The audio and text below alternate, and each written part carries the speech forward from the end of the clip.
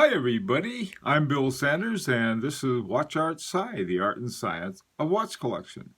Today what we're going to do is to do what we haven't done in a while, and that's to have a watch of the week. And we're also going to have a review of a watch from Norway that was sent to me to review, and I'll explain that when we review it. And so let's get started. Oh, and also, of course, we're going to have John's collection review. Now, the interesting thing about John's collection is that you have a limited watch budget. And so, but he's able to put together a very nice collection. So we're going to be taking a look at that too. All right, so let's start off with this watch from Healer 74. Now, this was a watch that I first saw, I think it was in 2015. And I saw it and I looked at it and I didn't like it. I thought, it looks like a Louis Vuitton. It's probably a fashion watch. So there wasn't any, I didn't think it was very interesting. I thought it was simply a fancy way of showing off something and not having little to do with time. Actually, it turned out to be just the opposite. It was one of the finalists in the 2016 Grand Prix d'Horlogerie de Genève. It was in the time watch travel time watch category. Okay, so the question I had, or the reservations I had about the watch, of course, had to do with the movement, like what kind of movement they put in there, because oftentimes fashion watches will throw in the cheapest movement possible and try to have a nice looking or colorful case. Well, this one didn't. The movement is by a group called La Fabrique du Temps. And it has two watchmakers that include Michel Navas and Enrico Barbassini. These two guys are really very good watchmakers. One of them, I think it was Michel Navas, worked with Laurent Ferrier on some projects together. So these guys were really good, and it was a bespoke movement that they made for Louis Vuitton and this watch. The outer ring right next to the bezel has a number of different city names that represent a certain part of the world. For example, they have Lon, L-O-N, and then SGEO. SGEO is South Georgia. Then they have El Paz, La Paz, Mex for Mexico, LA for Los Angeles, and so forth. And then they have an inner ring of city names, Rio, New York, DEN for Denver, and so forth. So it's a way that, I mean, most travel time watches have, or world time watches also they're called, will have a single ring and then staggered. This one has two rings, and again they're staggered with a little colorful flag every other where they have every other abbreviation for some place. So this was a watch. It went from one that I felt it's not a very interesting watch to one I really like to have. Also, too, on the innermost ring, you have two sets of numbers, one white on black and the other is black on white. And they represent simply the day and night. And then within that, you have your hour and your minute markers. So this is your dual time. So this is a very, very interesting watch. I mean, just in a lot of ways. It didn't win the Grand Prix in travel time. The competition that year was quite stiff, but they did make it to the finalists in that. Anyway, thanks again to Healer74 for letting us see yet another one of his fabulous watches in his collection. Hi, before we get started on John's collection, I want to take a look at this Berg watch that was sent by the Berg Watch Company in Norway. They asked me to review it, and I said sure. And they said, well, this is a fashion watch, and it runs on a quartz movement. And that's fine because in the past, for prizes that we have for Grand Prix pick and our when we have drawings for our collection contests, our collections that people have, we've given away quartz watches. Now this one is is a very nice one. The thing about it that's interesting is that it's you choose from 5 different colors for the dial, and the same thing for the straps. And so when it was delivered, it had one little package for the strap and a separate one for the watch. And so what you can do, and for a fashion watch, it makes a lot of sense, is that you can get different bands for it and change them. Now, the thing about this band that's very neat is that it has one of these quick release straps on it. What you do, it's got a little lever here. You just push that in, and then when you're ready to put it back, let me see. There we go. And squiggle it around a little. Okay. There we go. And it's all back again. This is my FP Journe, and it's got exactly the same kind of straps. One of the things I like about FP Journe watches is the fast release on it. Now, another thing, one of the things that I harp on a lot is when a watch company says, well, we have a high quality movement in it, and so then you turn out, well, it's not exactly what they say it is. All right, well, the same is true with quartz watches. The movement in it is called a Ronda 704, and the Ronda 704 comes in 2 flavors. One is it has a gold-plated base plate to it, and it has I think a total of 5 jewels. And the, let's say, more humble one, the more humble version of the 704, is nickel-plated and only has a single jewel. And so I'd ask them, I said, well, which one did you guys use? And they said, well, we used the one with the gold plate. So what I did is that I took the back off and checked it out, and sure enough, it was that kind of movement. Now, this may sound, well, you're somewhat cynical. And I'm not cynical. This is reality in the watch business. And it's true with a quartz watch as it is with a mechanical watch. And it's as true with any quartz watch as it is with a high horology mechanical watch, or in the case of FP Journe's Elegance to quartz also.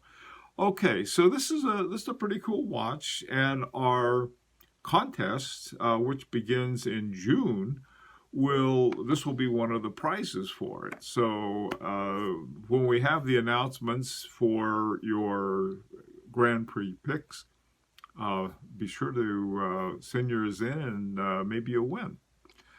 Okay, let's take a look at John's collection now. The one thing I wanted to add to and talking about the Berg watches, the ones from Norway, I didn't say anything about, they have a very interesting strap. The strap is a 2-layer strap. On the inside is leather, and on the outside is salmon skin. When they said, well, they got a salmon skin watch band, I have, what? And the way they did it is so cool. It looks like they look like dragon scales. You saw when you saw the pictures. Anyway, and I don't think I mentioned the cost, and they're $250. And that includes both the watch as well as the band. You can get the band separate. You can get them separately. All right, so let's take a look at John's collection. Now remember, John he's working with a limited budget here, and he's smart about it. You don't go out and try to buy something you can't afford. There are so many watches I'd like to have. There's no way I can afford them, so I don't get them. And the ones I really want, and in a very high. I've got to save quite a long time for. All right, so let's look at these. That is start off with a Squally 20 almost. Now this is a classic looking sports style watch, and it has sort of like a diver's watch style to it. Great big hour markers that have a lot of lume on them, so it's easy to see at night or in the dark. The one next to it is a Universal Geneve Gold, and it's in quartz. Now this, John said, if you can forget that one, it belongs to my wife. I didn't want to forget it. I sort of thought it was cool. This watch was given to me by a friend 40 years ago, and I've had it ever since. It's quartz. It's a Rado Florence. And I wore this watch. I must have worn it steady for 15 years. It's titanium base with a gold plate on it, and the sapphire glass. That thing looks like it's brand new. It's back then, 40 years ago, when this was given to me. Titanium, I think, was just beginning to be used, and the sapphire glass was also something that was it had been used for a while, but it was really starting to come into its own then. So this, when I saw John's watch, the Universal Geneve, and mine have a similar shape. This is sort of a cushion shape with a cut off corners, and the one that John has too, or John's wife, I should say, has. So that was a cool watch. I thought, well, what the heck. Okay, this next one on the bottom is a Bulova Ambassador with a micro rotor. So what about a micro rotor? A lot of people get excited about them. There's the thing I like about a micro rotor. Two things, really. First of all, when you have an open case back, by the way, none of these have, the ones I'm showing have rotors, but you can see more of the movement. A lot of times, half of it will be taken up by the rotor. My wife's Bulova, not Bulova, but Beauvais 39 has that. It has this great big solid gold engraved one on it, and so sometimes they use it for decoration. A lot of decorations on some rotors, and other ones. But the micro rotor, the reason I like it, because you can see more of the movement, but also it doesn't seem to get in the way of a lot of the other things that go into make a watch work. So you don't have this great big half of taking up half the size of the movement with it. Okay, let's move along. This next group of watches, they're all Universal Geneve. There's, as you can see, that out of 7 watches, 5 of them are Universal Geneve. So this is something that two things about these. One, they're affordable, and you can get some pretty decent watches from Universal Geneve that aren't quite as expensive as everything else. Now, the first one up in the upper left is a Unisonic, and it's got what's called a smooth sweeping Hummer quartz to it. And the thing about this, it reminded me somewhat, the case did, of a Seiko turtle that have sort of that flattened bottom part of the case to it that's I happen to like. I know that Seiko turtle lovers like it too. And I thought, well, this has got some of the shape with the way the lugs sort of curve around and stuff. It looks something like a turtle on that. Over the one on the right is another Universal Geneve, which is called a pole router with no date. And it's also a micro rotor. Now, this one, it reminded me somewhat of a Zodiac. A Zodiac watches have this look like a crosshair in the middle of it, and I noticed that this Universal Geneve had the same thing, and very clean, very easy to read watch, and it's an automatic, which is nice.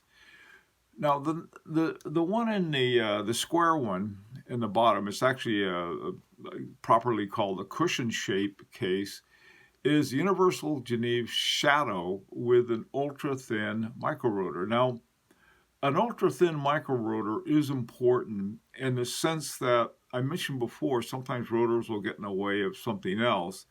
And if you have it thin enough, you can help keep the watch thin. Sometimes it'll be a very thin movement, then you got to stick a rotor on top. With a micro rotor, you sort of build that into a little space so that you don't have to have fatter watches. Laurent Ferrier has some wonderful micro rotors in his watch, and he has to build around them though, but you can keep them relatively thin. Another way to do it is what they've done with this Universal Geneve, is that they make it very, very thin to help do it on that. Now, this is a style that I like. I mean, I like, I have, most of my watches are round, and that's fine. I like round watches. But I also like ones with a different shape, a cushion shape, or in this case, this is a Tourneau. My old Rado that I keep in my sock drawer, this has got a cushion shape to it too, that I already mentioned. The final one is a pole router quartz. Pole router, I'm not sure what, simply a name that they have for one of their styles, because they have them in quartz and they have them in mechanical as well. And this one is got, it looks like in some respects, okay, people don't say, oh, it doesn't look at all like that. It probably doesn't. But it reminded me a little of it looked like they stacked up two Royal Oaks in terms of the cutoff sides. Either that or have a Royal Oak, then they put a round dial on top of it. This one is a, to me, it's a different looking watch. The date window looks bigger than a lot of date windows. I'm not sure what the dimensions of the watch are. If it's like 35 millimeters, then the date window relative to 35 isn't quite the same as a bigger date window that you see on some of those, like on a Longo and Suna. These on this one though, it looks big enough for me. Also, the red sweep pen, interesting watch, interesting color combination. The black dial, and then the red sweep pen. Okay, well, like I said, this is a relatively small, homogeneous. 5 out of the 7 are Universal Geneve, and the question I've got, and what I would suggest to John, is that, okay, where do you want to go next? That's the question. Now, my suggestion would be, all of these are pretty standard, standard tier watches. And what I would suggest is that you move up a tier, move up to something in strong horology. You don't have to spend a great deal of money to do it. There's some excellent watches in the strong horology tier. They all make their own movements, all of their own movements. And I would suggest looking at that. Now, maybe you're 2 or 3 of ones for this price you'd have to forego in order to save for one, just as a higher level. And my suggestion would be this. I've got one myself, that's why I can suggest it. And that is a Zenith Elite. Now, everyone talks about the El Primero, and the El Primero is an excellent watch. But they also made one called the Elite that isn't as well known nor as popular, but I can tell you it's an excellent watch. I have one, so I can say that, like I said. I had a master watchmaker service it when I first bought it, because I had no idea when it had been serviced. He serviced it and said, look, that thing is in great shape. And this was about, I think it was the late 90s from that period, but it's a GMT, and I needed a GMT, so I got this Elite, Zenith Elite, and it's very good price on that too. So that's something you might consider, but you know your budget better than anybody else, what you can afford and what you can't afford. But as a suggestion, like to hear from some of the others of you too. In fact, I'd like to hear from all of you. Is some suggestion for John? Say, hey, John, did you ever think about this? This might be something that would add to your collection. Okay, well, that's it for today, and I hope to see all of you next Friday. And please leave a comment. And also, this is an invitation to subscribe if you'd like. Meantime, this is Bill Sanders for Watch Art Sci, the Art and Science, a watch collection. Hope to see you next Friday.